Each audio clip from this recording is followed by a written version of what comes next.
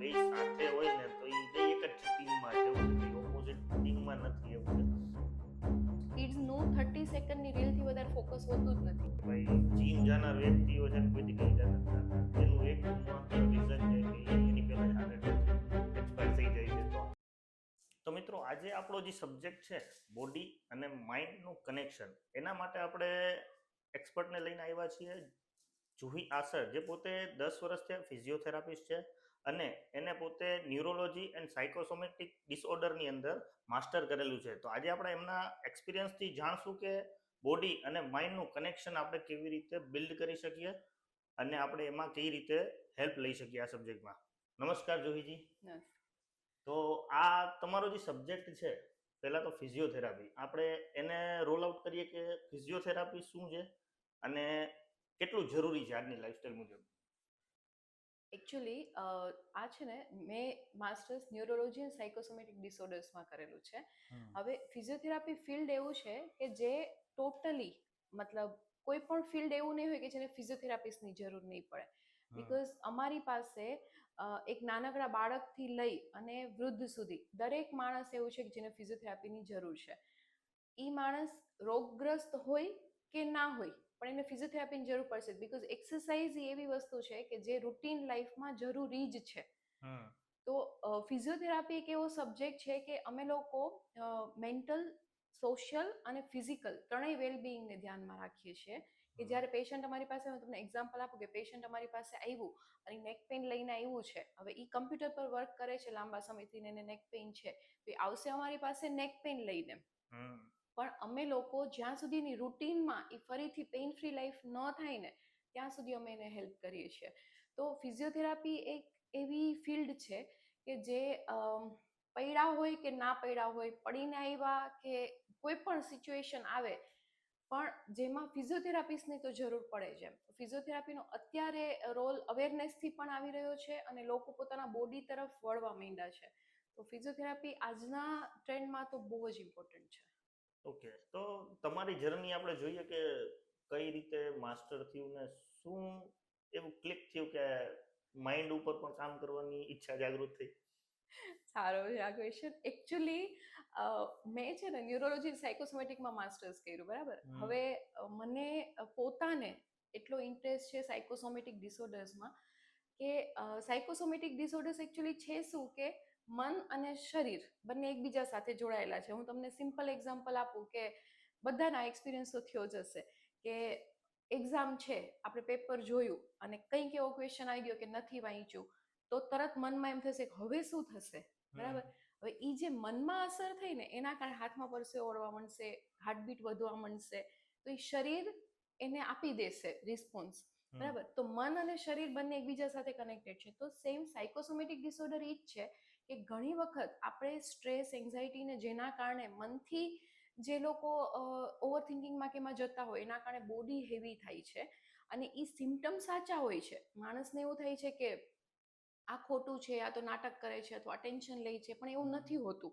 Symptom સાચા હોય છે પણ એના રિપોર્ટ્સ ને બધું નોર્મલ ઘણી વખત આવતું હોય છે. તો એ સાયકોસોમેટિક ડિસઓર્ડર છે. એટલે મેં ઇનિશિયલી જ્યારે સાયકોસોમેટિક ડિસઓર્ડરમાં કર્યું તો મને ઇન્ટરેસ્ટ પડ્યો, કારણ કે અત્યારના એક સર્વે પ્રમાણે મોટા ભાગના ડિસઓર્ડર્સ બધા મનના કારણે વધારે થઈ ગયા છે.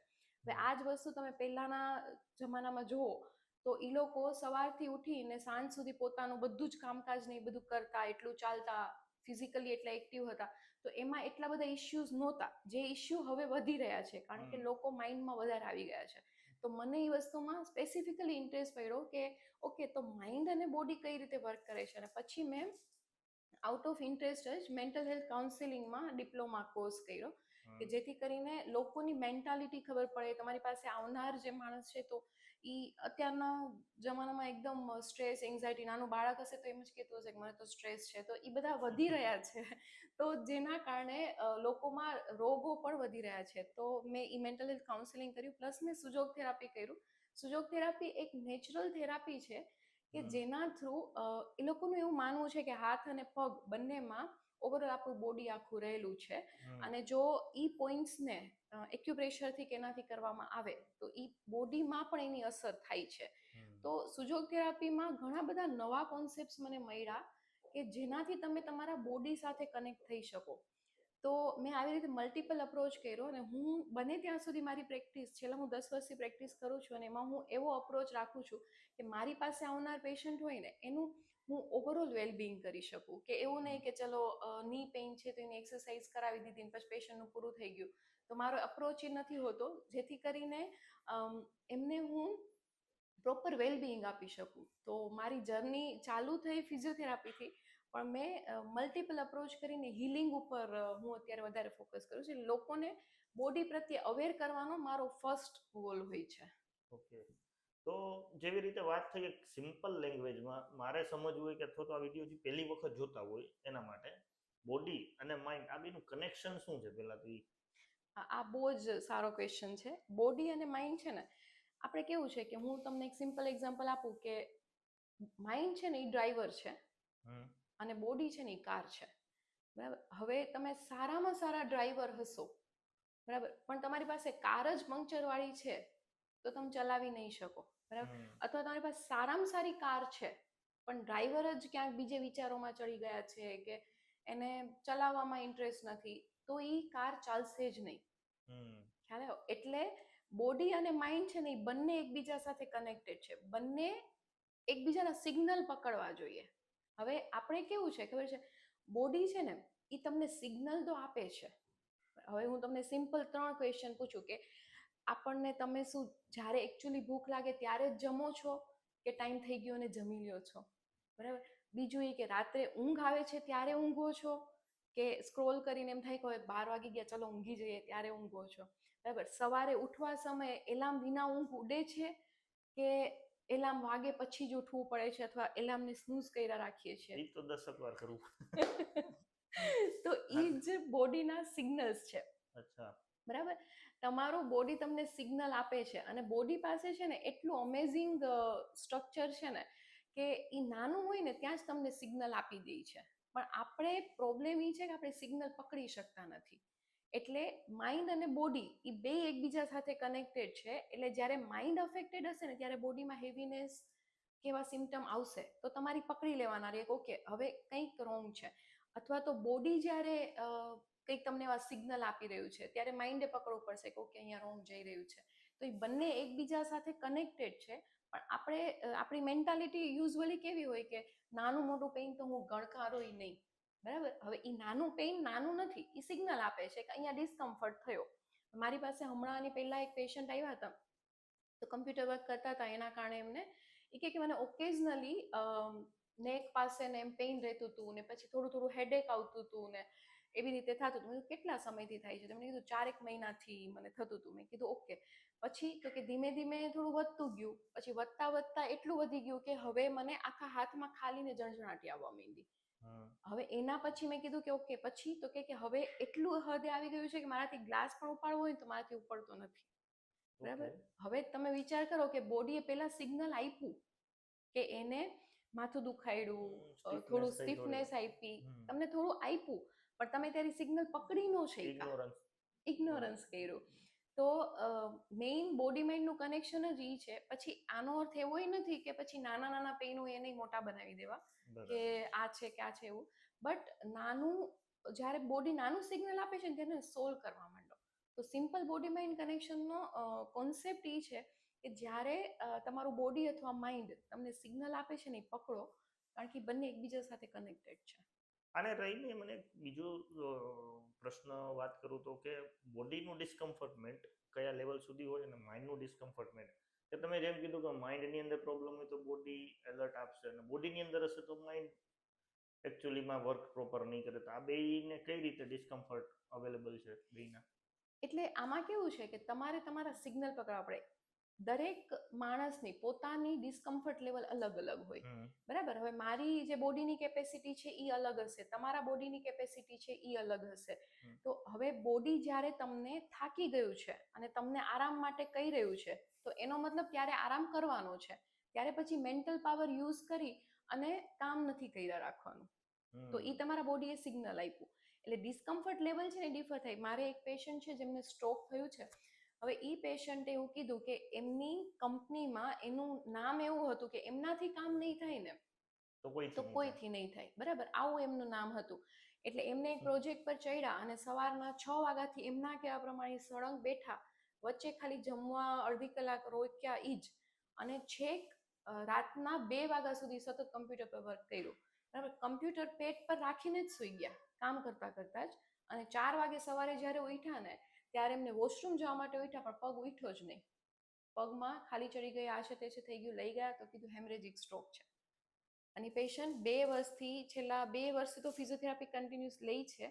અને હવે અત્યારે એવી સિચ્યુએશન આવી કે જે ઈ પોતાનું જે રૂટીન કામ છે ને, કારણ કે એમનો હાથ સ્ટ્રોકના કારણે અફેક્ટ થઈ ગયો, તો ઈ પણ નથી કરી શકતા.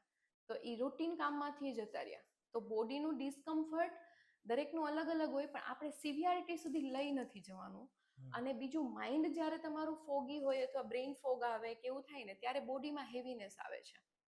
તો તમને થોડું પણ ડિસ્કમ્ફર્ટ લાગે ને તો તમારે ચેક કરવું પડે કે અત્યારે મને જે આવી રહ્યું છે. એટલે પહેલા તો કેવું છે, આપણી સ્લોનેસ જ નથી, કે આપણે જોતા જ નથી, આપણે પોતાને પૂછતા જ નથી કે ઓકે બરાબર છે બધું. આખા દિવસની 5 મિનિટ આપણી પાસે નથી કે શાંતિથી આપણી પોતાની પાસે બેસી અને પૂછીએ કે બરાબર છે બધું, બરાબર. ઈ જ્યારે આપણે પૂછતા થશું ને ત્યારે આપણે ઈ ડિસ્કમ્ફર્ટ વધે નહીં ને ત્યાં સુધી પહોંચશું નહીં, મતલબ એને ઓછાથી જ અટકાવી શકશું. ઓકે, તો આપણે એ જોઈએ કે જો બોડી ને બદલવાથી મન બદલી શકે કે મન બદલવાથી બોડી બદલી શકે. આ વાયસા વર્ષા પ્રશ્ન ઘણીવાર જોવા મળે છે, જે અત્યારે ટ્રેન્ડિંગમાં રીલ્સો ચાલતી, ટ્રાન્સફોર્મેશન એમ. તો બોડીનું ટ્રાન્સફોર્મેશન તો બધા દેખાડી શકે, કેમ કે એ આઉટલુક છે. ઇનર લુક માઇન્ડનું કઈ રીતે આપણે કરી શકીએ ટ્રાન્સફોર્મેશન? એટલે આમાં કેવું છે કે જે લોકો એવું કહે છે કે અમે બોડીનું ટ્રાન્સફોર્મેશન કર્યું, એને ક્યાંક લેવલે મનનું ટ્રાન્સફોર્મેશન કર્યું જ છે, તો જ એ થાય. બિકોઝ તમે જોઈ શકશો કે તમે વિચારો કે મારે એક્સરસાઇઝ કરવી છે, તો એ ઇઝી નથી. સવારે ઉઠીને એક્સરસાઇઝ કરવા સુધી પહોંચવું એ ઇઝી નથી. એટલે તમારું બોડી અગર ટ્રાન્સફોર્મ થયું છે તો તમારું માઇન્ડસેટ ચેન્જ થયું છે તો જ થયું છે. એટલે મન અને શરીર છે ને બે એકબીજા સાથે કનેક્ટેડ છે. હવે જે માણસ એમ કહેતો હોય કે મને સતત એન્ઝાઇટી રહી છે, ઓવર થિંકિંગ થાય છે, આ છે તે છે, ઇશ્યુ છે, જે માઇન્ડમાં વધારે પડતા રહી છે, બરાબર, એ લોકો અગર 30 મિનિટ નોર્મલ વોકિંગ, સ્ટ્રેચિંગ અથવા તો કોઈ પણ એક્સરસાઇઝ, ન્યુટ્રિશન પર ધ્યાન રાખે અને એ રીતે જો ડેઈલી કરે તો એ લોકોનો માઇન્ડસેટ આખો ચેન્જ થઈ શકે છે. એટલે તમે જોજો, જે આ રોનાલ્ડો છે તો એમને કીધેલું હતું કે જીમમાં પહોંચવું, દરરોજ એક્સરસાઇઝ કરવી ઇઝી નથી. એમ એવરી ડે તમારે તમને મોટિવેટ કરવું પડે છે. તો એ મોટિવેશન ઇઝ માઇન્ડ. ખ્યાલ આવ્યો? તો એ તમને હું બહારથી મોટિવેટ કરીશ ને તો એ કેટલા દિવસ ટકશે? તમે સારો વિડીયો જોયો કે સારું મોટિવેશન તમને મળ્યું તો 1-2 દિવસ ટકશે, અથવા વધી વધીને મહિનો ટકશે. પણ તમે ઇનર મોટિવેશનમાં હશો ને, કે તમારું માઇન્ડસેટ જ એ હશે ને કે ના, મારે એક્સરસાઇઝ મારા માટે જરૂરી છે, તો તમને કોઈ પુશ કરવાની જરૂર નહીં પડે. તો તમે ઓટોમેટિક એ માઇન્ડસેટથી જ વર્ક કરશો ને, તમે બોડી પર વર્ક કરશો જ. એટલે બોડી ટ્રાન્સફોર્મ થયું છે એ ક્યાંક ને ક્યાંક માઇન્ડના કારણે થયું છે, અને માઇન્ડ થયું એના કારણે બોડી થયું છે. તો એ બંને વાઇસ વર્સા જ જાય છે. ઓકે, તો હવે મને નાનકડી એવી 3 હેબિટ્સ કહો કે જેનાથી પોતે વ્યક્તિ અત્યારે, મન તો બહુ વધારે શક્તિશાળી છે, તો અત્યારે કામ બધાય બોડી ઉપર કરી શકે, તો એવા કયા 3 કામ કરવાથી બોડી અને માઇન્ડ બેયનું ચેન્જિંગ આપણને દેખાય?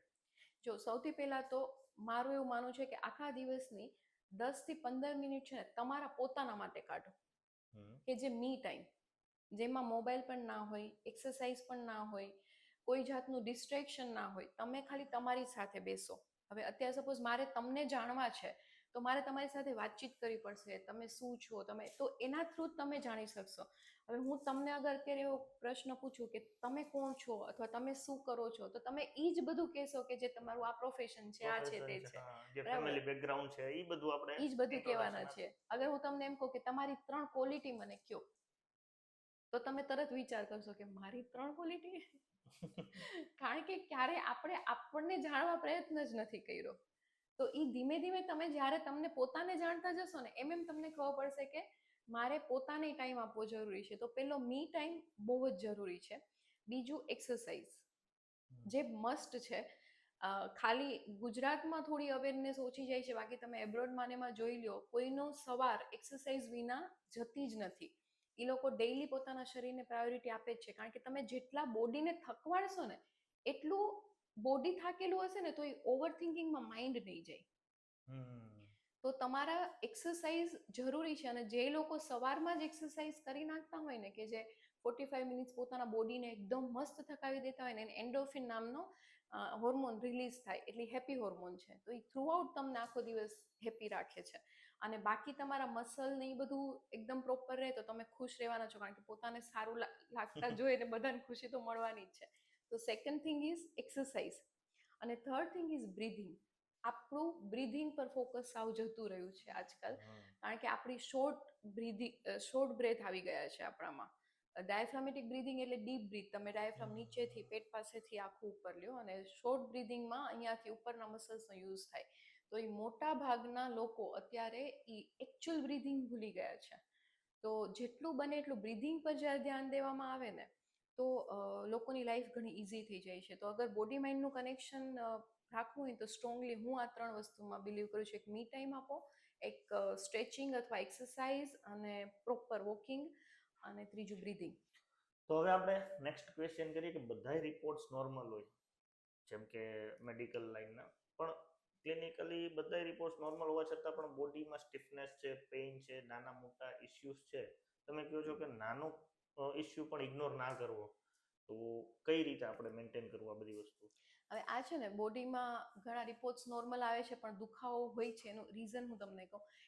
હમણાં જ બે મહિના પહેલા જ એક આર્મીમાંથી એક પેશન્ટ મારી પાસે આવ્યા હતા. હવે એકચ્યુઅલી એમની કમ્પ્લેન એવી હતી કે મને ચેસ્ટ પેઇન થાય છે, બરાબર. હવે ચેસ્ટ પેઇન માટે એમને ઓલમોસ્ટ ફિઝિશિયનને, સર્જિકલમાં, એ બધામાં બતાવી દીધું હતું. એનું સોનોગ્રાફી, એનું ઇસીજી, મતલબ જેટલું પોસિબલ થાય એટલે ડાયગ્નોસિસ એ લોકો એના તરફથી લીધા હતા, પણ નોર્મલ આવતા હતા. પણ મારી પાસે એમના એક રિલેટિવ ફિઝિયોથેરાપી માટે આવતા હતા ને, તો એમને કીધું કે તમે એકવાર ફિઝિયોથેરાપિસ્ટનો કન્સર્ન કરી શકો, તમને પેઇન થતું હોય તો, જો મસ્ક્યુલર હોય તો. એટલે મારી પાસે આવ્યા. હવે યુઝ્યુઅલી કેવું હોય કે આર્મી, એરફોર્સ, નેવી, એ લોકોની સ્ટ્રેન્થ ઓવરઓલ વધારે જ હોય, બરાબર. But most ignored strength is scapular muscle strength. ઘણી વખત કેવું થાય છે કે આપણે બાકીના મસલ્સને ટ્રેન કરતા હોય છે, પણ પાછળના જે સ્કેપ્યુલર મસલ છે ને, એની સ્ટ્રેન્થ કમ્પેરેટિવ ઓછી હોય છે. અને જ્યારે બોડી સતત સ્ટ્રેસ પોઝિશનમાં રહીએ અથવા તો ખોટા પોસ્ચરમાં રહીએ, એટલે કે સ્લાઉચ પોસ્ચરમાં અથવા નેક ફોરવર્ડ હેડ રહેતું હોય, એના કારણે આ બધા મસલ સ્ટીફ થઈ જાય છે, બરાબર. એટલે શું થાય છે કે આગળના મસલ હોય ને એ થોડા વીક હોય, અને પાછળના મસલ હોય ને એ સ્ટીફ થઈ જાય છે. એટલે શું થાય છે, બેયનું જે ઇમ્બેલેન્સ થાય ને, એના કારણે ચેસ્ટ પેઇન પણ આવી શકે છે. એટલે મારા મગજમાં કોન્સેપ્ટ હતો, અને મેં એમને પહેલા દિવસે જ જોયું ને, તો મને સ્ટીફનેસ તો લાગી જ. એટલે મેં એમને સ્ટ્રેચિંગ કરાવ્યું, અને એમને મેં બેઝિક સ્કેપ્યુલર મસલ સ્ટ્રેન્થનિંગ એક્સરસાઇઝ કરાવી. અને એમનું કેવું એવું થતું હતું કે કેટલા સમયથી એમને રાત્રે ઊંઘ નહોતી આવતી. હવે આમાં બે કારણ હોય. એક તો એને પોતાને એમ ચિંતા થતી કે હું આર્મીમાં છું અને મને કોઈ ફિઝિકલ ઇસ્યુ આવશે તો મને મારી જોબ અફેક્ટ થશે. બીજું કે એ પેઇન જ એટલું થતું હોય કે એ એમને અફેક્ટ થતું હોય. એટલે આ બે કારણસર એમની ઊંઘ પણ ડિસ્ટર્બ થતી હતી. અને એમને કીધું કે 1 કે 2 3 સિટિંગ સુધીમાં એમને કીધું કે મને રાતની ઊંઘ ડિસ્ટર્બ થતી બંધ થઈ ગઈ. અને અહીંયા એ વેકેશન માટે આવ્યા હતા, એટલે 10 દિવસ સળંગ ફિઝિયોથેરાપી કરાવવા આવ્યા. પણ 10 દિવસમાં એમનું ઓલમોસ્ટ પેઇન ઓછું થઈ ગયું. અને પછી મેં એમને કીધું કે તમે આ એક્સરસાઇઝ કન્ટિન્યુ રાખજો અને ધીમે ધીમે કરજો. તો ઘણી વખત કેવું થતું હોય છે, આમાં રિપોર્ટ તો બધા નોર્મલ જ આવ્યા હતા. રિપોર્ટ્સ એના હોય કે જે તમારું બોન છે કે ઇન્ટરનલ ઓર્ગન્સ છે કે બ્લડ છે, રિપોર્ટ્સ એના હોય છે. હવે ટિશ્યુ અથવા તો તમારું જે મસલ ટાઇટનેસ કેવું છે ને, જે રિપોર્ટ્સમાં દેખાતું નથી. તો ઘણી વખત એવું હોય છે કે તમારા રિપોર્ટ્સ નોર્મલ હોવા છતાંય દુખાવો થાય છે, એ વ્યાજબી છે. અને હું તમને હજી એક એક્ઝામ્પલ આપું કે લોઅર બેક પેઇન છે તો એ મસલ સ્ટીફનેસના કારણે આવતું હોય, બરાબર. હવે ઘણી વખત ગળામાં એમઆરઆઈમાં તમે એમઆરઆઈ કરાવો ને, તો એમાં કદાચ એનું આવી શકે કે L4 L5માં ડિસ્બલ્જ છે, આ છે તે છે, પણ સિમ્ટમ્સ એમના નોર્મલ હોય. બરાબર છે. અને ઘણામાં સિમ્ટમ્સ સિવિયર હોય પણ એમઆરઆઈમાં એટલું બધું દેખાતું ન હોય. એટલે એ બોડી ટુ બોડી ડિફર કરતું હોય છે. અને ઘણા એવા મતલબ ફાઇબ્રોમાઇલ્જિયા અને એવા ઘણા એવી કન્ડિશન્સ છે કે જેમાં રિપોર્ટ્સ નોર્મલ હોવા છતાં પણ પેશન્ટ એકદમ સ્ટીફનેસમાં એમાં જતું રહેતું હોય છે. એટલે ઘણી વખત એવું જરૂરી નથી કે રિપોર્ટ્સ માં કંઈ આવે તો જ આપણે પ્રોબ્લેમ હોય. રિપોર્ટ્સ નોર્મલ હોવા છતાંય ઇશ્યુ થાય છે, that is actually true. Okay, એટલે રિપોર્ટ નોર્મલ આવવું અને પ્રોબ્લેમ નથી ઈ એક્સેપ્ટ કરવું એવું જરૂરી એટલે નથી. ઘણી વખત વૃદ્ધોમાં આ વસ્તુ બહુ થતી હોય છે કે એમના હમ. રિપોર્ટ અગર નોર્મલ કેવું આવ્યું ને તો ઘરના લોકોને એવું થતું હોય છે કે કંઈ તમે નથી, ખાલી અટેન્શન લ્યો છો, કાંઈ છે નહીં તોય તમે કરો છો, પણ એવું નથી હોતું. ઇશ્યુ સાચો છે. પછી અટેન્શન એ અગર એ માણસ લે છે તો એનો મતલબ એને સાયકોલોજીકલ ઇશ્યુ છે.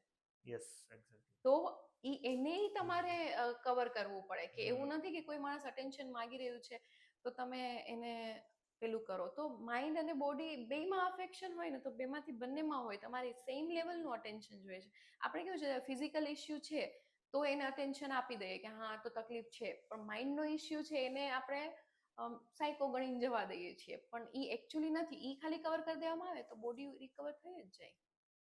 એ વાત એ સાચી છે. જો એટલું મેન્ટલી અટેન્શન જો કોઈ લેતા હોય થ્રુ આઉટ આ આઉટ ઓફ ધ બોક્સ વાત કરું તો પછી એટલા વૃદ્ધાશ્રમ બન્યા નું બની શકે એવું. એક્ઝેક્ટલી, કારણ કે એમને જોઈએ છે શું, અલ્ટિમેટલી અટેન્શન રિસ્પેક્ટ, જોઈએ છે, અટેન્શન, પ્રેમ. રિસ્પેક્ટ જોઈએ છે. બરાબર, હવે બંને બાજુ સમજવાની વાત છે કે એ લોકોએ અમુક ચેન્જ માટે રેડી નથી હોતા. કારણ કે વૃદ્ધોમાં કેવું થયું છે કે એ લોકોને અમુક ચેન્જ માટે રેડી નથી હોતા, એના કારણે ઘરમાં ઇશ્યુ થાય છે. અને જે યંગ જનરેશન છે એને સતત ચેન્જ જોઈએ છે, તો એ બે કમ્યુનિકેશન ગેપમાં સમવેર જાય છે. પણ બની શકે તો આપણે એ વસ્તુને થોડું હાઇલાઇટ કરવું જોઈએ કે જેનાથી લોકોમાં સાયકોસોમેટિક ડિસઓર્ડર્સ ઓછા થાય. જો એકચ્યુઅલ રોગ છે તો ચલો એનું સોલ્યુશન છે, પણ સાયકોસોમેટિક ડિસઓર્ડર હોય તો એનું માઇન્ડ લેવલે જ વર્ક કરવું પડે. બિંગ ફિઝિયોથેરાપિસ્ટ, તમે એવા શું રૂટીન લાઈફમાં બધાને ઓબ્ઝર્વ કરીને જોવો છો કે ભાઈ બોડી પોસ્ચર કરેક્ટ ખોટું છે કે કરેક્ટ છે કે સારું છે, અને શું એવી રૂટીન મિસ્ટેક્સ બધાય કરતા હોય જેથી કરીને અમને અને અમારી ઓડિયન્સને બેને જાણવા મળે કે આ વસ્તુ તો એટલીસ્ટ બધાય કરે એ કોમન મિસ્ટેક્સ છે એના જેવું. આ વસ્તુ છે ને મને તો અમે લોકો એક ઇશ્યુ શું અમારો કે ફિઝિયોથેરાપિસ્ટ હોય ને અમે ગમે ત્યાં જઈને પોસ્ચર જ પહેલા જોઈએ.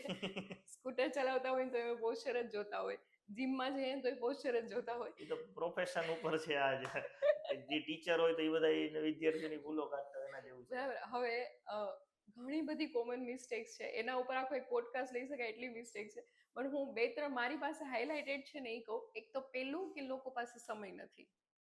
બરાબર, એક્સરસાઇઝ શેના માટે? કરવાનો સમય નથી. એક્સરસાઇઝનો સમય બરાબર, નથી. પોતાના માટે સમય નથી. જ્યારે અમારી પાસે પેશન્ટ આવે ને તો આપણે એમ કહીએ કે 6 દિવસ કે 7 દિવસ કસરત માટે આવવું પડશે, તો એમ કે સમય નથી અમારી પાસે. હવે હાઉસવાઈફ છે પણ એને બધાના એડજસ્ટ કરવાના હોય છે ટાઈમ, તો એ સમય નથી કાઢી શકતા. બરાબર, તો આપણે એમ કહીએ કે 4-5 દિવસ જ આવવાનું છે, એમ તમે કોઈ પણ સમય આવી જાઓ, તો કે ના આખો દિવસમાં અમને સમય નથી મળતો. આપણે કહીએ ઓકે તમને શીખવાડી દઈએ, તમે ઘરે કરો, તો આખો દિવસમાં સમય જ નથી મળતો. હવે એ ક્યારે સમય મળે? જ્યારે ઓપરેશન કરવાનું થાય ત્યારે સમય મળે કે હવે કરવી જ પડશે. એટલે આપણું કેવું છે કે એક્સ્ટ્રીમ વધે ને એની રાહ જોઈએ ને પછી એની ઉપર એક્શન લઈએ. એટલે પેલું જે આપણા એક્સરસાઇઝ કરવી એ માઇન્ડસેટ છે, એ ટાઈમની વસ્તુ નથી. તમે અગર વિચારો ને કે મારે કરવું છે તો થઈ જ જાય. બરાબર, તો એ ફર્સ્ટ કે લોકો પાસે સમય નથી, આ કોન્સેપ્ટ ખોટો છે. બીજું કે એમને સાચી અવેરનેસ જ નથી કે કઈ રીતે બેસવું, કઈ રીતે ખાવું, કઈ રીતે એક્સરસાઇઝ કરવી. લોકો ઇન્વેસ્ટ કરે છે પોતાને, બટ સાચા ફોર્મમાં એક્સરસાઇઝ. હવે જીમમાં તો ચલો હજી થોડું ટ્રેન્ડ હોય છે. તમે તળાવની પાળે જોયું હશે, લોકો એક્સરસાઇઝ કરતા હોય પેલા મશીન્સમાં. તમને એમ થાય કે કાલે આ પેશન્ટ ઇન્જરી લઈને આવી જશે. બરાબર, કારણ કે એટલી ખરાબ રીતે એક્સરસાઇઝ થતી હોય છે કે લોકોને થાય છે એમ કે અમે એક્સરસાઇઝ કરીએ છીએ, પણ એ એક્સરસાઇઝ નથી થતી. તમે જ્યારે એક્સરસાઇઝ કરો ત્યારે તમારું મસલ એક્ટિવેટ થવું જોઈએ, તો જ એક્સરસાઇઝ થઈ કહેવાય.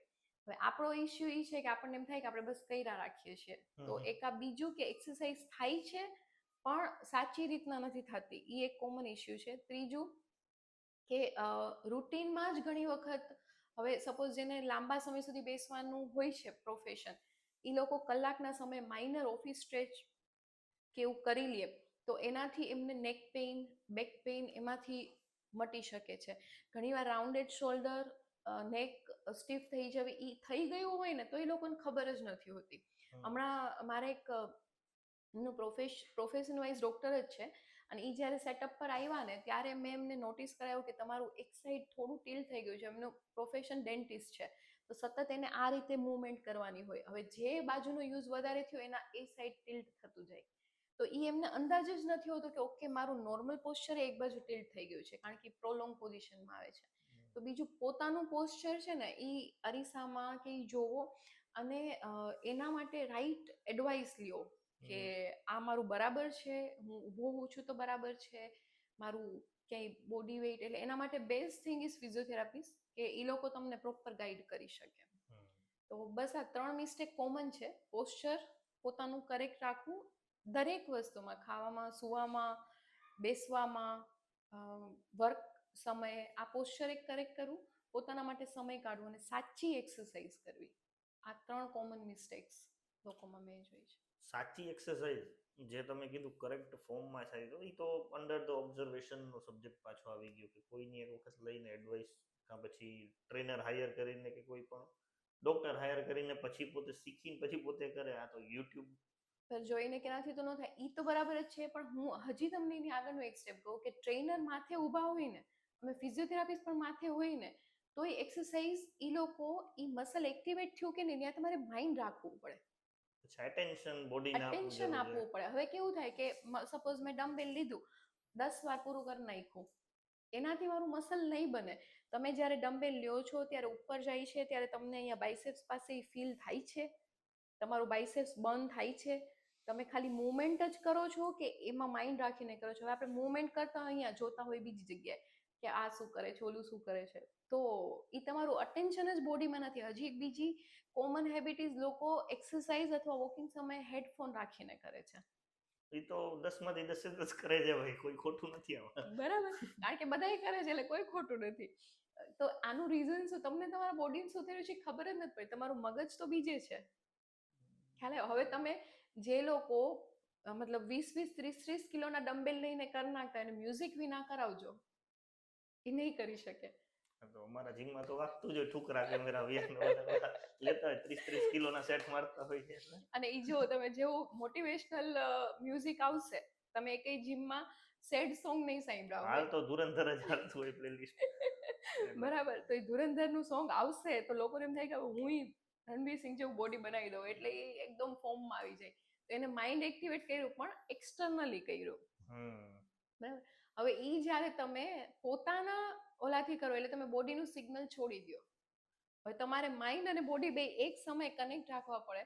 અને ટ્રેનર્સ પણ ઘણીવાર એવું કહેતા હોય છે કે લોકોને એક્સરસાઇઝ કરાવીએ ને તો બસ કરી નાખે, એને ખબર નથી હોતી કે ક્યાં જાય છે, શું જાય છે, તમે કઈ એક્સરસાઇઝ કરો છો, આનાથી તમારું મસલ કેટલું ડેવલપ થયું, બસ કરીએ છીએ તો કરતા જઈએ છીએ. એટલે એક સ્ટેપ સારું કે ન કરવા, નથી કરતા એના કરતાં સારું કે કરે છે, બટ એ કરેક્ટ ફોર્મમાં થવું ને બહુ જ જરૂરી છે.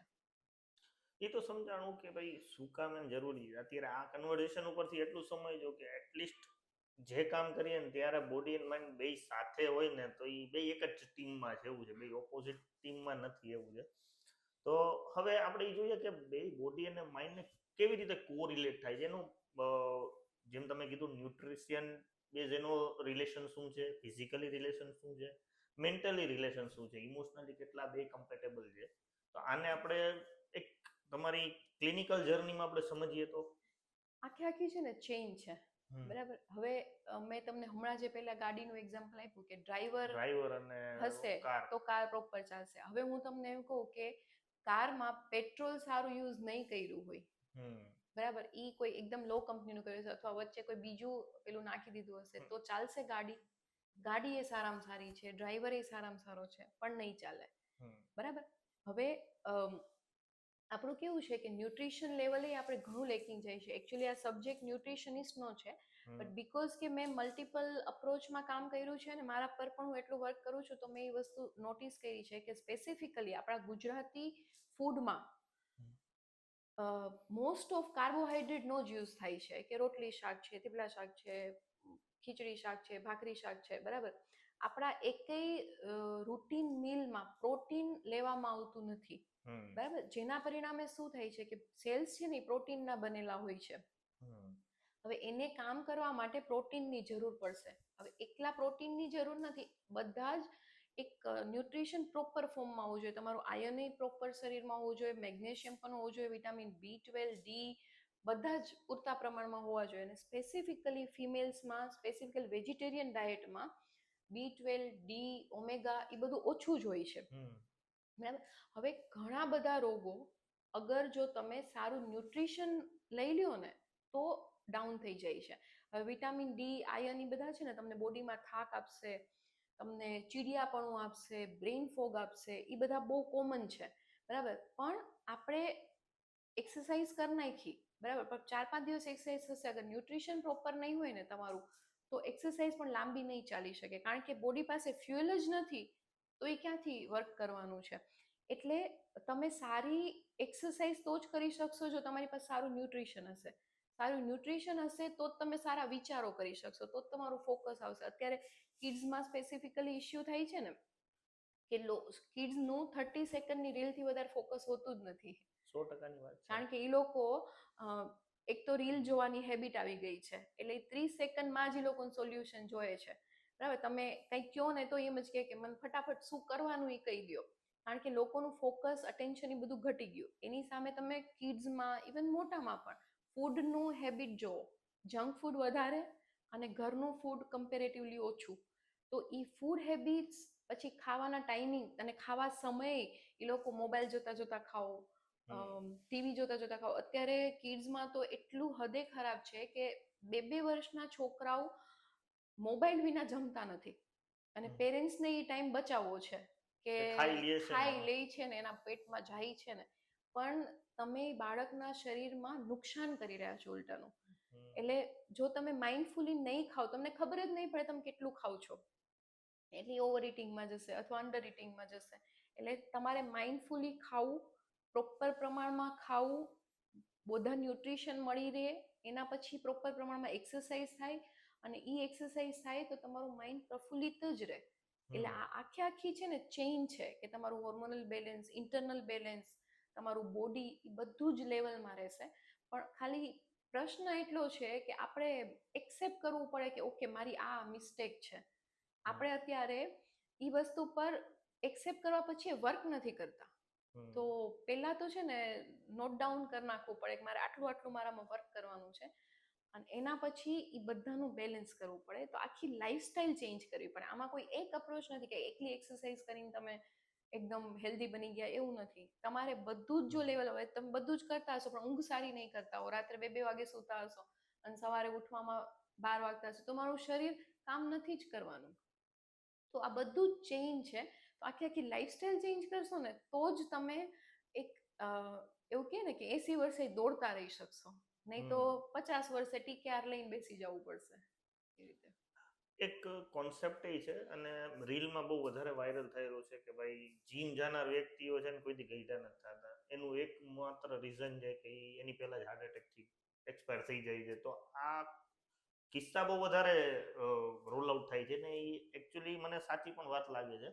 તો આ કોન્ટ્રાડિક્ટ થાય છે બે વસ્તુ, કે જીમ જવાથી તમે કહો છો કે 80 વર્ષ સુધી જઈ શકશો, અને જીમ જવાથી 30 વર્ષવાળાઓ પણ એક્સપાયર થઈ જાય. તો આ બે કોન્ટ્રાડિક્શન શું છે? હા, અગેન આ વસ્તુ છે ને ધેટ ઇઝ સો ટ્રુ. અને અમારી પાસે પણ જીમ ઇન્જરી એટલી બધી આવે જ છે. પણ મેં આજે પહેલા કીધું ને કે માઇન્ડફુલી એક્સરસાઇઝ થતી નથી. બરાબર. લોકોને ઈગો પર એક્સરસાઇઝ થાય છે કે મારાથી 60 કિલો વજન ઉઠાઈ ગયું, મેં આજે 80-80ના 2 માર્યા. તો એ જે ઈગો ઇશ્યુ આવી ગયો છે ને કે આણે આટલું મારી દીધું તો મારાથી કેમ આ ડમ્બેલ ન થાય, એના કારણે લોકો પોતાને ઓવર ટ્રેન કરે છે. હવે આઈડિયલી 40 to 45 મિનિટ્સનું સ્ટ્રેન્થ ટ્રેનિંગ વીકલી 2 કે 3 વાર ઇઝ મેક્સિમમ ઇનફ. હવે તમે જોયું હશે કે જીમમાં ઓવરઓલ લોકો એટલા, મેં ખુદ જોયેલું છે, આપણને એમ થાય કે આની બાજુમાં ત્યાં જશું ને ડમ્બેલ આપણી માથે પડશે, એટલા ચિલ્લાવીને એક્સરસાઇઝ કરતા હોય છે. જસ્ટ અગર તમે કરતા હો, તમારી બોડીની કેપેસિટી છે, વેલ એન્ડ ગુડ, પણ તમે અગર તમારી લિમિટને મેન્ટલી પુશ કરીને કરો છો ને તો એ મોટો ઝોલ છે. મતલબ તમે તમારા બોડીને ખતરામાં નાખી જ રહ્યા છો. અને આમાં છે ને ટ્રેન્ડ ફિઝિયોથેરાપિસ્ટ દ્વારા અગર જો પ્રોપર જીમ કરવામાં આવે ને તો લોકોમાં ઇન્જરીના પણ ચાન્સીસ ઓછા થઈ જાય છે. અને સાથે અમારા લોકોને છે ને બેઝ લાઇન એમનો હાર્ટ રેટ કેટલો રહેવો જોઈએ, આનાથી વધવું ના જોઈએ, અહીંયાથી વધે તો ત્યાં અટકાવી દેવી પડે, કારણ કે અમે લોકો સ્ટ્રોકના પેશન્ટ્સ હોય કે જેમાં બીપીનો એનો ઇસ્યુ રહેતો હોય ને, તો અમે લોકો pre exercise post exercise monitor કરીએ, એમનું બીપી પણ મોનિટર કરીએ, પલ્સ રેટ હાર્ટ રેટ બધું મોનિટર કરીએ. હવે એનાથી વધારે ગયું ને તો અમે ત્યાંથી એક્સરસાઇઝ સ્ટોપ કરી દઈએ. કરાવો. બરાબર, તો એક્સરસાઇઝ કરવી જરૂરી છે, ઓવર ટ્રેનિંગ એટલું જ ખતરનાક છે. પણ લોકોને પોતાનું બોડી 6 મહિનામાં બસ બનાવી જ નાખવું છે, એટલે એવા લોકો છે ને એ ઇન્જરીને થાય છે, અને એવા લોકોમાં હાર્ટ એટેક પણ આવે છે અને એનું ડેથ પણ થાય છે, જે એકચ્યુઅલી સાચી વાત છે. પણ માઇન્ડફુલી, સાચી રીતે અને તમારા બોડીને રિસ્પેક્ટ રાખીને, ના કે માઇન્ડથી કે મારે આટલું તો કરી જ નાખવું છે એવી રીતે નહીં. તમારા બોડીની કેપેસિટી, તમારો મસલ પાવર એક હોય અને તમે એને 3 મસલ પાવરની એક્સરસાઇઝ આપશો તો એ પેઇન આપવાનું જ છે, કારણ કે બોડીની કેપેસિટી છે. માઇન્ડ તો સપનામાં જઈ શકે છે, બોડી પ્રેઝન્ટમાં જ રહી શકશે. એટલે જીમ ઇન્જરી કોમન છે, પણ અગર એને સાચી રીતે કરવામાં આવે ને તો 80 વર્ષ સુધી પણ સસ્ટેઇન સ્ટ્રેન્થ ટ્રેનિંગ કરવામાં આવે પ્રોપર, તો મસલ બિલ્ડઅપ થાય છે પ્રોપર રીતે. હવે વાત કરીએ 3 રેડ ફ્લેગ જે બોડી તમને આપે છે અને 3 ગ્રીન ફ્લેગ કે આપણને ખબર પડે કે ના વાંધો નહીં. તો આવી શું ફિઝિયોથેરાપિસ્ટની દ્રષ્ટિએ રેડ અને ગ્રીન ફ્લેગ હોવા જોઈએ? ઓકે, રેડ ફ્લેગમાં સૌથી પહેલું pain is red flag, but again it is helpful કે તમને કોઈ પણ જગ્યાએ નાનું મોટું પેઇન આવે છે એનો મતલબ તમારે એને જોવાનું છે કે મને આ પેઇન આવે છે, એનો મતલબ મને આ બોડી સિગ્નલ આપી રહ્યું છે, તો એને ફર્સ્ટ કેચ કરો. બીજો રેડ ફ્લેગ છે કે તમે થાકી ગયા છો તો પણ સતત એ વસ્તુ કર્યા જ રાખો છો, પૂરતા પ્રમાણમાં આરામ નથી લેતા, તો એ બીજો મોટો રેડ ફ્લેગ છે. અને મારી દ્રષ્ટિએ ત્રીજો રેડ ફ્લેગ છે કે તમારી લાઈફસ્ટાઈલ, તમારું ખાવું પીવું જે બધું એકદમ સેડેન્ટરી થઈ ગયું છે, કે ટાઈમ થઈ ગયો ને ખાઈ લેવું, ટાઈમ થઈ ગયો ને હવે બસ આ કરી નાખવું, તો એ જે વસ્તુઓ છે ને એ કમ્પ્લીટલી રેડ ફ્લેગમાં જાય છે. અને 3 ગ્રીન ફ્લેગ જો જોવા જઈએ તો ગ્રીન ફ્લેગ ઇઝ આખી લાઈફસ્ટાઈલ. બરાબર, કે જો તમે સવારે વહેલા ઉઠી શકો છો, that is your green flag. તમે રાત્રે ટાઈમસર તમને ઊંઘ આવી જ જાય છે, તમને ભૂખ લાગે છે, તમને તરસ લાગે છે, તમને તમારું બોડી સિગ્નલ આપે ત્યારે તમે પકડી શકો છો, સાથે આરામ કરી શકો છો, તો આ બધા ઓવરઓલ ગ્રીન ફ્લેગ છે. તો તમે બસ તમારા બોડીના સિગ્નલ પકડતા જાઓ ને એ તમને જ્યાં, એ તમારું બોડી તમને ગાઈડ કર્યા જ રાખશે કે આ કરવું, આ ન કરવું, આ કરવું, આ ના કરવું.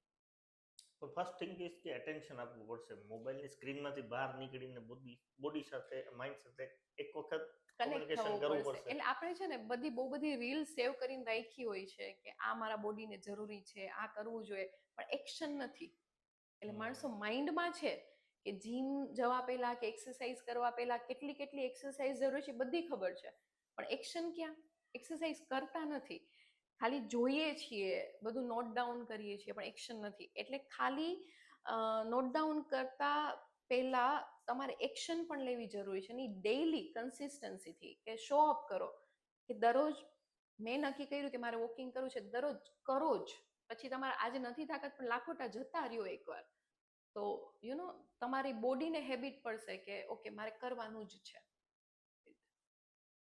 હવે વાત કરીએ આપણે માઇન્ડ ઉપર જઈએ થોડુંક.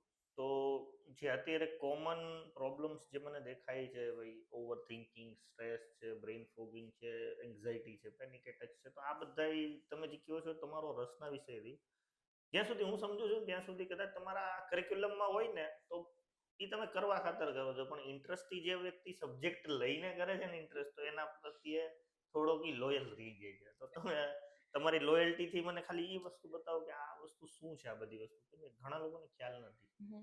આ છે ને એકચ્યુઅલી મને ખુદને તમે જે રીતે કહો છો ને કે આ આઉટ ઓફ ઇન્ટરેસ્ટ, મેં પોતે એટલું સર્ચ કરેલું છે ને, જે મેન્ટલ હેલ્થ કાઉન્સિલિંગનો કોર્સ મેં જે કર્યો ને એનાથી મને બહુ બધું જાણવા મળ્યું. અને વસ્તુ છે ને એકદમ સિમ્પલ છે, બટ લોકોને અવેરનેસ નથી ને એના કારણે લોકોને ખ્યાલ નથી આવી રહ્યો. તો સૌથી પહેલા હું કહું ને તો ઓવર થિંકિંગ છે ને એ 2 ટાઈપના હોય, પ્રોબ્લેમ ઓરિએન્ટેડ હોય અને સોલ્યુશન ઓરિએન્ટેડ હોય. બરાબર, ઘણા લોકો એવા હશે કે એક ઇસ્યુ પકડશે અને એમાં સતત મૈથા રાખશે કે અરે યાર પહેલા મેં ભણી લીધું હોત તો સારું હતું, હવે આ ભણ્યા નહીં અને હવે આ જો મોંઘવારી એટલી વધી ગઈ, આ છે તે છે. બરાબર, એ લોકો પ્રોબ્લેમને રોયા રાખશે. બરાબર, હવે જે સોલ્યુશન ઓરિએન્ટેડ હશે ને એ શું કરશે કે ઓકે મારે ભણવું જોતું હતું, મેં ભણ્યું નહીં, હવે મારે શું કરવું છે, હવે હું આ કોર્સ કરી લઉં તો મને આનાથી સારું થશે, હવે આ કરીશ તો મને પૈસા કમાઈ શકીશ. તો આ બે ટાઈપની ઓવર થિંકિંગ હોય. હવે જે બીજી ઓવર થિંકિંગ છે ને એ તમને હેલ્પ કરશે, અને પેલી ઓવર થિંકિંગ છે ને એ સ્ટક રાખશે. અને આ સ્ટક રાખશે ને એટલે માણસ છે ને વિક્ટિમ માઇન્ડસેટમાં બની જશે, બિચારો થઈને ફરશે કે હવે મારાથી તો કાંઈ થતું નથી, હવે હું આમાં તો શું કરું, અને પ્રોબ્લેમમાંથી બહાર જ નહીં નીકળે. એટલે પહેલા તમને ખબર પડી જોઈએ કે તમારું વિક્ટિમ માઇન્ડસેટ છે. આટલી તમને ખબર પડે ને એટલે તમે એમાંથી બહાર નીકળવા માટે ટ્રાય કરશો. એટલે આ થઈ ઓવર થિંકિંગ. બીજું આવશે સ્ટ્રેસ. સ્ટ્રેસ છે ને એ બોડીનું નેચરલ રિસ્પોન્સ છે, બરાબર. સ્ટ્રેસ ના હોય ને તો તમે કામ જ ન કરી શકો. અત્યારે હું તમને એમ કહું કે તમારે રૂપિયા નથી કમાવાના, તમારે કાંઈ કરવાનું, તમને બધું બરાબર જ છે, તો તમને પથારીમાંથી ઊભું થવાની ઈચ્છા નહીં થાય, બરાબર. તો સ્ટ્રેસ જરૂરી છે, પણ જ્યાં સુધી તમારું નેચરલ રિસ્પોન્સ છે ને ત્યાં સુધી જ બરાબર છે, બરાબર. એટલે કોઈ ચેલેન્જ આવે, કોઈ થ્રેટ આવે તો તમે જે વર્ક કરો છો એ સ્ટ્રેસ છે, તો that is normal. A cortisol કરીને એક હોર્મોન આવે છે એ પેદા કરે છે, બરાબર. પણ અગર સ્ટ્રેસ એક સિવિયરિટીથી વધારે લેવામાં આવે, જે દરેક બોડી વાઇઝ અલગ અલગ હોય, એક સિવિયરિટી જો વધારે લેવામાં આવે તો તમે, હવે હું તમને એક સિમ્પલ એક્ઝામ્પલ આપું કે સપોઝ કોઈ એવો સીન આવ્યો અથવા તો કોઈ એવી સિચ્યુએશન આવી તો તમે આ રીતે થઈ જશો, બરાબર. તો આ સમયે શું થશે, તમારું બોડી છે ને એ જકડાશે, મતલબ ઉપરના જે નેકના મસલ્સ છે આ બધા છે ને એ સ્ટીફ થતા જશે, ડિફેન્ડિંગ મોડમાં આવી જશે, બરાબર. તો બોડી જ્યારે વધારે પડતા પ્રમાણમાં સ્ટ્રેસમાં રહીએ, તમને જે જોબ ગમતી નથી પણ તમે એમાં સ્ટક છો ને તમારે કરવી જ પડે છે, બરાબર, તો તમારું બોડી સ્ટ્રેસમાં રહી છે. તો એ જે સતત સ્ટ્રેસમાં રહી છે ને, એટલે એનું એક કારણ પોસ્ચર પણ છે, પણ એ હું અત્યારે નથી કરતી બીકોઝ કે આપણે માઇન્ડ પર જ વર્ક કરીએ છીએ.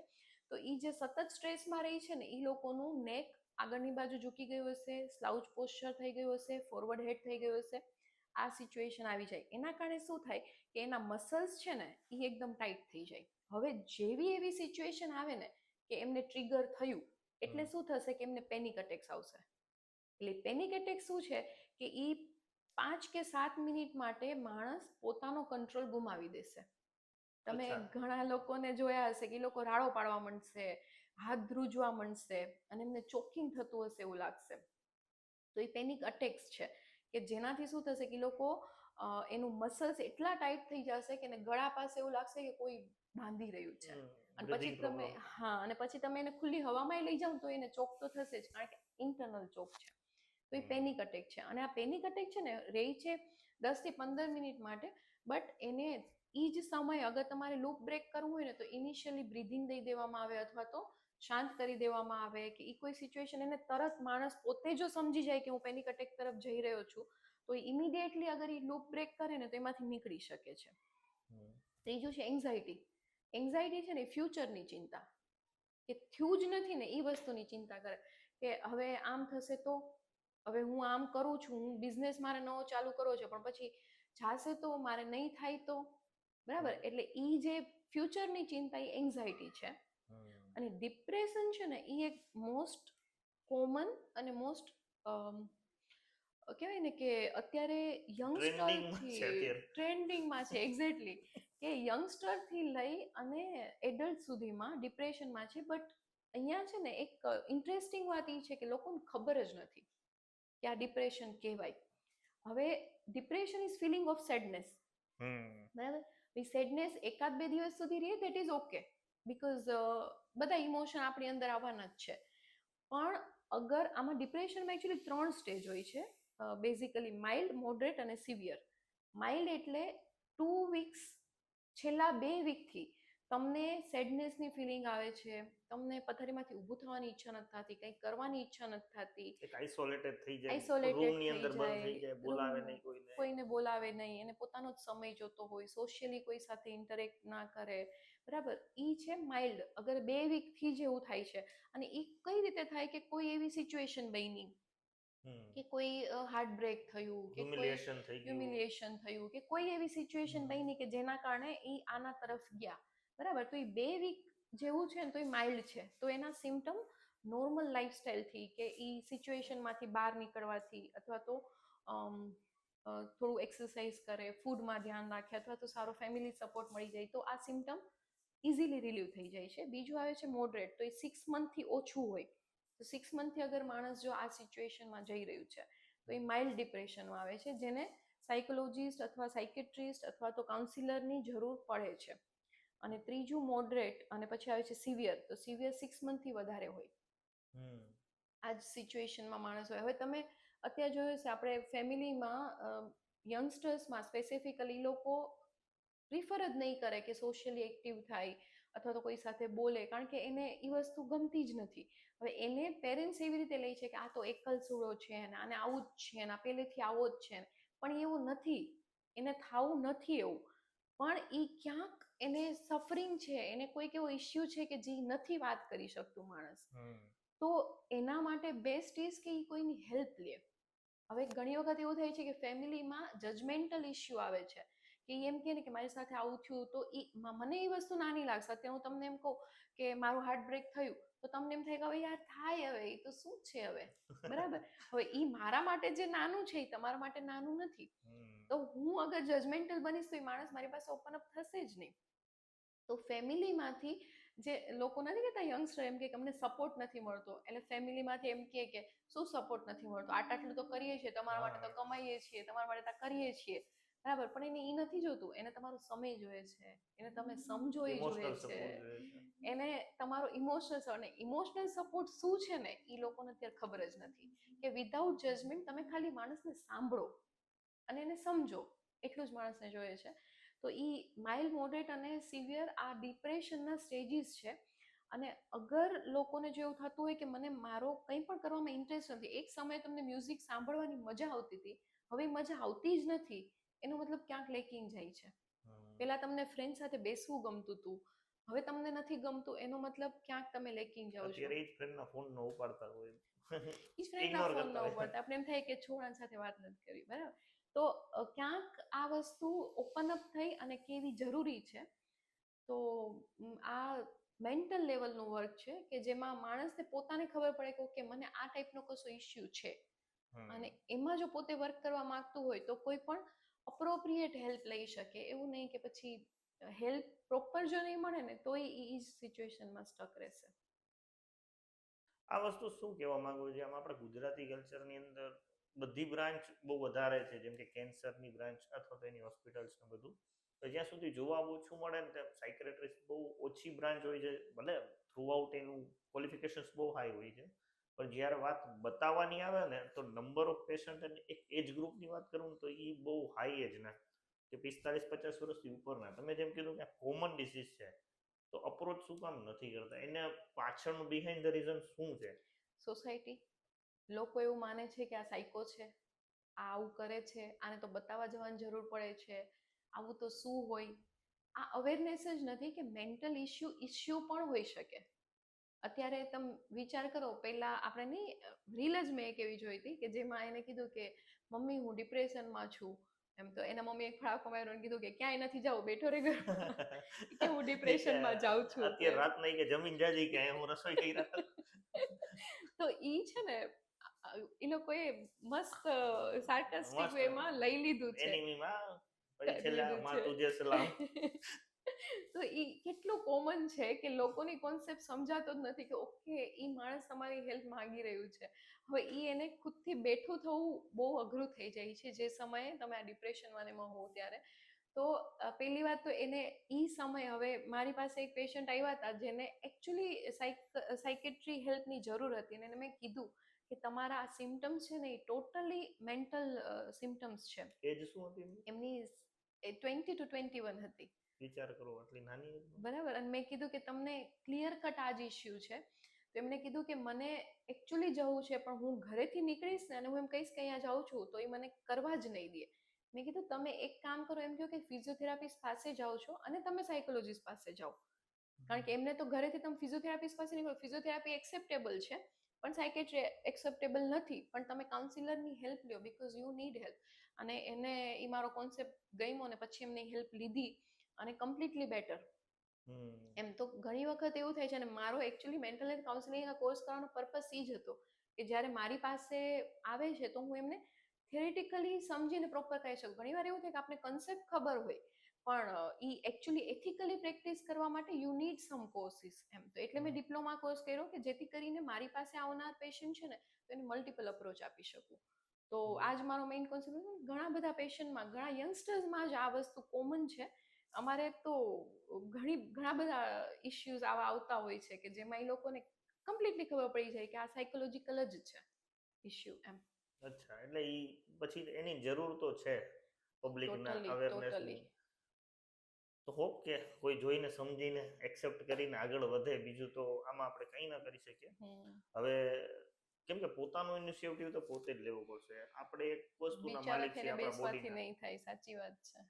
બરાબર. તો એક મેલ બોડી અને ફિમેલ બોડી, તમે જેમ કીધું ડોપામિન, સિરેટોનિન, આ બધી વસ્તુ છે કે જે ફિઝિયોથેરાપી અને ટૂંકમાં એક્સરસાઇઝ કરવાથી જે હોર્મોનલ ચેન્જીસ આવે છે, તો આપણે બેયને થોડા સમજીએ કે શું મેલ બોડીમાં ચેન્જીસ આવે છે અને શું ફિમેલ બોડીમાં. કેમ કે એક વસ્તુ મેં સમજી કે તમે જે કીધું કે ફોરેન કલ્ચર, હવે ફોરેનની, હું ગુજરાતની બહાર જ મારી લાસ્ટ ટ્રીપ અમારી દિલ્હી બાજુ ગયા હતા, તો અહીંયા છે ને બધાએ અમે જોયું ને એક ઓવરઓલ મેટ્રોમાં ને એમાં જતા હતા તો એક ફ્લેટ સ્ટમકની સિસ્ટમ છે ત્યાં, ચાહે મેલ હોય ચાહે ફિમેલ હોય. અને એ જ વસ્તુ પાછા અમદાવાદ જંકશન એમાં ઉતર્યા ને એટલે બધા બેલી ફેટ અમને દેખાણ. તો આ વસ્તુ કાંઈક જોલ છે. એવું શું આપણી ગુજરાતી લાઈફસ્ટાઈલમાં જોલ છે અને કરવાથી શું મળી શકે છે, ખાસ તો અચીવમેન્ટની વાત? એકચ્યુઅલી છે ને આમાં કેવું છે કે હોર્મોનલ, જે તમે હોર્મોનની વાત કરી, હોર્મોન પાર્ટ બહુ ઇન્ટરેસ્ટિંગ છે. મેલમાં છે ને ટેસ્ટોસ્ટેરોન હોર્મોન હોય છે, ફિમેલમાં ઇસ્ટ્રોજન, પ્રોજેસ્ટેરોન, બરાબર. હવે ટેસ્ટોસ્ટેરોન છે ને, મેલની સિસ્ટમ કેવી ભગવાને બનાવી છે ખબર કે સવારે ઉઠે ને પછી રાત સુધીમાં એને ટેસ્ટોસ્ટેરોન સવારે એકદમ પીકમાં હોય, પછી ધીમે ધીમે ઘટતું જાય, રાત સુધીમાં થોડું લો થઈ જાય, પણ સૂઈને ઉઠે ને એટલે પાછા એ પોતાની સાયકલમાં આવી જાય. એટલે તમે જોયું હશે કે મેલમાં સવારના પોરમાં એકદમ એનર્જી હોય જ, બરાબર. ફિમેલમાં કેવું હોય, એની મેન્સ્ટ્રુઅલ સાયકલ, પીરિયડ સાયકલ હોય ને એના પ્રમાણે એના હોર્મોનમાં ચેન્જીસ થતા હોય. એટલે તમે જોયું હશે કે પીરિયડ્સ આવતા તો ફિમેલને એમ કે રીલમાં આવે છે ને કે બહુ રીલમાં કેરિંગ કરો, આનાથી દૂર રહ્યો, બરાબર. એટલે એમ કે પીરિયડ્સ માં ત્યારે બોલાવા જ નહીં, કે જેથી કરીને આપણે અટવાઈ ન જાય. કારણ કે એ લોકોને ઈ ઇસ્ટ્રોજન લેવલ ઓછું વધઘટ જે થતું હોય ને એના કારણે એમનું મેન્ટલ લેવલ પણ અસર થતું હોય. એટલે યુઝ્યુઅલી એવું કહેવામાં આવે છે કે ફિમેલ્સને પોતાનું ફૂડ, પોતાનું ન્યુટ્રિશન, પોતાની એક્સરસાઇઝ એ બધું એના ફેઝિસ પ્રમાણે બનાવવું પડે. કે એવું નથી કે ચલો ફોલિક્યુલર ફેઝમાં તમે જે એક્સરસાઇઝ કરો છો એ જ એક્સરસાઇઝ તમે પીરિયડ્સના ટાઈમમાં કરો, કારણ કે ત્યારે તમારા બોડીને રેસ્ટની જરૂર છે, તો એને રેસ્ટ આપો. કરો એક્સરસાઇઝ, પણ સ્ટ્રેચિંગ કરો, એ ટાઈપનું કરો. તો મેલનું બોડી છે ને એ અલગ રીતે ડિઝાઇન છે, ફિમેલનું બોડી અલગ રીતે ડિઝાઇન છે. અત્યારે કેવું છે કે ફિમેલને મેલ જેવી એક્સરસાઇઝ કરવી છે કે આ આટલા વજન ઉઠાય તો હું શું કામ, હું એ જ જેન્ડર ઇક્વાલિટી, સેમ જેન્ડર ઇક્વાલિટીમાં છું, પણ એવી જરૂર નથી. તમારું બોડી અલગ રીતે ડિઝાઇન છે, તમે તમારી કેપેસિટીથી જેટલું બને એટલું કરો, બરાબર. બટ કમ્પેરિઝન ના કરો કે મેલનું બોડી આખું અલગ છે, એની સિસ્ટમ અલગ છે, ફિમેલનું બોડી આખું અલગ છે. અને જે રહી વાત બેલી ફેટની, જે તમે કહી રહ્યા છો ને, તો બેલી ફેટ છે ને એ લાસ્ટ છે કે જે જાશે, બરાબર. જ્યારે તમે એક્સરસાઇઝ ચાલુ કરો ને એના પછી લાસ્ટમાં જાય. હવે આપણે ત્યાં સુધી પહોંચી જ નથી શકતા, ડેઈલી એક્સરસાઇઝ સુધી નથી પહોંચતા, તો બેલી ફેટ સુધી તો ક્યારે પહોંચશું?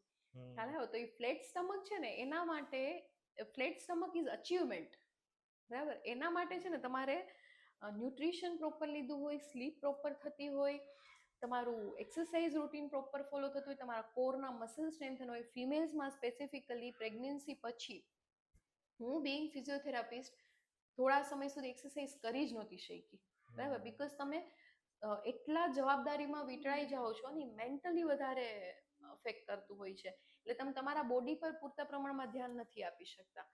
તો ખાલી બોડીમાં ધ્યાન રાખવામાં આવે ને પ્રોપર, તોય તમે તમારો શેપ તમારા એક્સપેક્ટેશન પ્રમાણે કરી શકો છો. એકોર્ડિંગ ટુ માય મમ, હું વાત કરું ને મારા મમ્મી મુજબ, તો વિરાટ કોહલી છે ને એ નથી ફિટ અને રોહિત શર્મા છે ને એ ફિટ છે એવું દેખાડે કે ભાઈ મારો છોકરો જાડો છે ને એટલીસ્ટ, એટલે વધારે હેવી કહેવાય એમ. તો આ વાત કરી પાર્ટ ઓફ જોક કે એન્જોયમેન્ટ, પણ વસ્તુ એ કહું કે ફિઝિયોથેરાપી માણસ શું લાઈફ બેટર કરી શકે? Physiotherapy is again exercise, body mind connection, totally multiple approach કે જેમાં તમે તમારા બોડી સુધી પહોંચો. તો ફિઝિયોથેરાપી અત્યારે કોન્સેપ્ટ કેવો છે, દુખાવો થાય પછી ફિઝિયોથેરાપી કરશું, બરાબર, તો દુખાવા પછી ફિઝિયોથેરાપી કરવી જરૂરી નથી. દુખાવો આવવા જ ના દેવો. તમે બાથરૂમમાંથી પડો અને તમારું બોન ભાંગે જ નહીં એવા બોન બનાવવા હોય તો પહેલેથી ફિઝિયોથેરાપી કરતા હશો, કારણ કે સ્ટ્રેન્થ ટ્રેનિંગ છે ને એ બહુ જ જરૂરી છે, જે અત્યારે મોસ્ટ અવોઇડ થઈ રહી છે. કે ફિમેલ્સમાં તો તમે એમ કહો ને કે 1 kgનું ડમ્બેલ ઉપાડો તો એમ કે અમે થોડું ઉપાડીએ. અમારા માટે ડમ્બેલ ઉપાડવા કે ઈ કરવું એ કોન્સેપ્ટ જ નથી. પણ જો બોડીને, હવે તમે વિચાર કરો, આપણે પોતાના બોડીનું વેઇટ પણ નથી ઉઠાવી શકતા. તમે સ્પેસિફિકલી ફિમેલ્સમાં જોજો કે એને કહેજો કે તમે નીચે બેસો, નીચેથી ટેકા વિના ઊભા થાવ, નહીં થઈ શકે. શું કામ? કારણ કે તમે પોતાનું બોડી વેઇટ જ નથી ઉઠાવી શકતા. સ્કોટ પોઝિશનમાં 1 મિનિટથી વધારે ટકવું અઘરું થઈ જાય છે. હું અમુક પેશન્ટ જોતી હોઉં, એમનામાં નોર્મલ એક્સરસાઇઝ પણ એમને પેઇન આપી દે છે. તો હવે તમે સ્ટ્રેન્થ ટ્રેનિંગ તો પછીની વાત છે. એટલે લોકોને હવે શું છે ખબર છે કોન્સેપ્ટ, કે હવે છે ને દેખાડો વધારે થઈ ગયો છે, રાધર દેન કે એકચ્યુઅલ વર્ક કરવું એમ, કે આનું બોડી સારું, આનું બોડી સારું. પણ બોડી દરેકને અલગ ડિઝાઇન છે, બરાબર. હેલ્ધી બોડી, પહેલા 0 ફિગરનો કોન્સેપ્ટ હતો, હવે એમાંથી હેલ્ધી બોડીનો કોન્સેપ્ટ, હવે કવી કોન્સેપ્ટ આવ્યા, બરાબર. તો એ તો ટ્રેન્ડ પ્રમાણે બદલતા રહેશે અને બધાનો ટેસ્ટ અલગ અલગ હોય. આજે મને પોતાને મારું આ ગમે છે, મને બીજામાં આ ગમે છે, તે બધા વેઝ ડિફર થાય. પણ જોવાનું એ છે કે તમારું બોડી હેલ્ધી છે, તમે સવાર વહેલા ઉઠી શકો છો, તમે પ્રોપર ખાઈ શકો છો, તમે રાત્રે પ્રોપર સૂઈ શકો છો, તમારી ઊંઘ બરાબર થાય છે.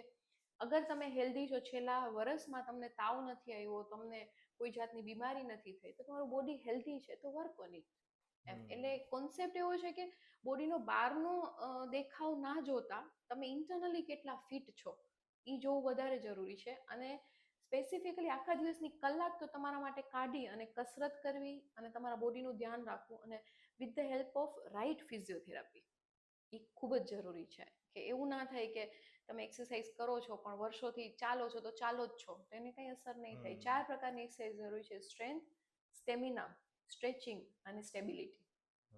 આ 4 પ્રકારની એક્સરસાઇઝ જરૂરી છે.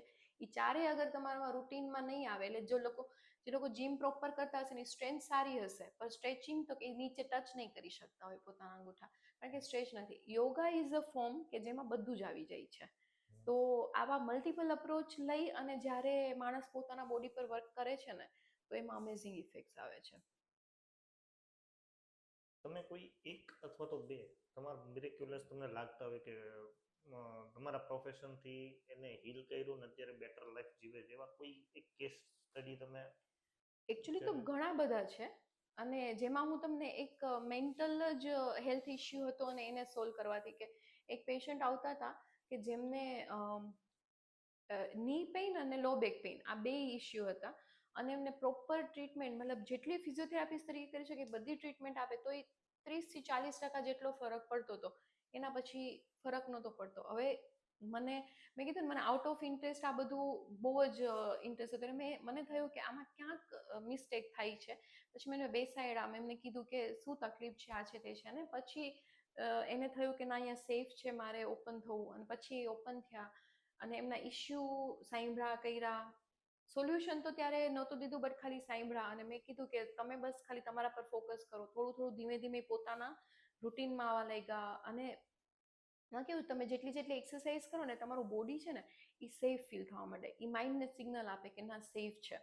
તો એ ધીમે ધીમે પોતાના રૂટીનમાં આવ્યા અને કમ્પ્લીટલી, મતલબ ની પેઇન, હવે ની ઓસ્ટિયોઆર્થ્રાઇટિસ હતું, એ તો રિકવર નહીં થાય કે સાવ, બટ એ પોતાની રૂટીનમાં આવી ગયા કે જ્યાં પેઇન ફ્રી લાઈફ જીવવા માંડ્યા. તો એક ઈ પેશન્ટનો મને એક એવો એક્સપિરિયન્સ રહ્યો કે જે પોતાના રૂટીનમાં આવી રહ્યા. અને બીજું સ્પેસિફિકલી મેં એક આર્મીના પેશન્ટમાં વર્ક કર્યું હતું, કે જેમાં એમને એવો ફિયર આવી ગયો કે હવે મારું બેક પેઇન થશે તો હું આનાથી વધારે મારી પછી પ્રમોશનની બધું અટકી જશે. એના કારણે શું થતું, તેની મુવમેન્ટ જ અટકી ગઈ, સર્ટિફિકેટમાં પ્રોબ્લેમ થાય, તો એની મુવમેન્ટની અટકી ગઈ. તો એમના પર સાયકોલોજીકલી થોડું વર્ક કર્યું ને, તો એનાથી અમને અમેઝિંગ ઇફેક્ટ આવી. અને પેશન્ટ પોતે એવું કીધું કે ના, મને આઈ એમ કમ્પ્લીટલી બેટર એમ. તો ઘણી વખત એવું થાય છે કે પેશન્ટને થોડું ઘણું, અને અમે લોકો છે ને સ્પેસિફિકલી સ્ટ્રોકના પેશન્ટ હોય કે જેમાં ફેશિયલ પાલ્સીને એવું થયું હોય, તો એની છેલ્લી 30% જેવી રિકવરી હોય ને,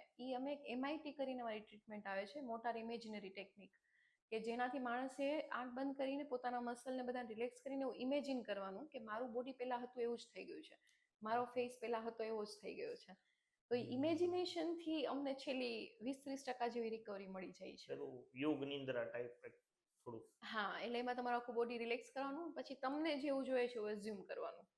તો એનાથી ઘણી રિકવરી મળે છે. એટલે હું તો અત્યારે મલ્ટિપલ અપ્રોચમાં આ જ લઉં છું કે લોકોને થોડું કન્સોલ કરી અને પછી એની ટ્રીટમેન્ટ જો ચાલુ કરવામાં ટાઈમ કન્ઝ્યુમિંગ જાય, બટ ઇટ્સ માય ઇન્ટરેસ્ટ, તો મને સારું લાગે છે.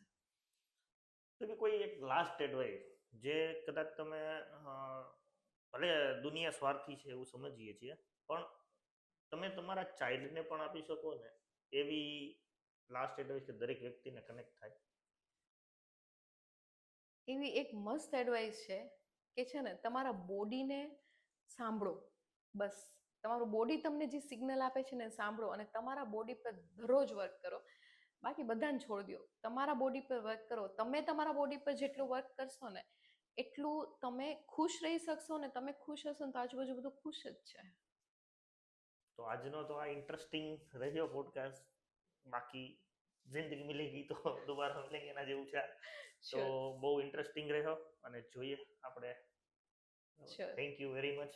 થેન્ક યુ સો આટલો મચ ફોર સરસ ગિવિંગ મી સમય ઓપોર્ચ્યુનિટી. આપવા માટે ને સરસ નોલેજ આપવા માટે. Thank you so much.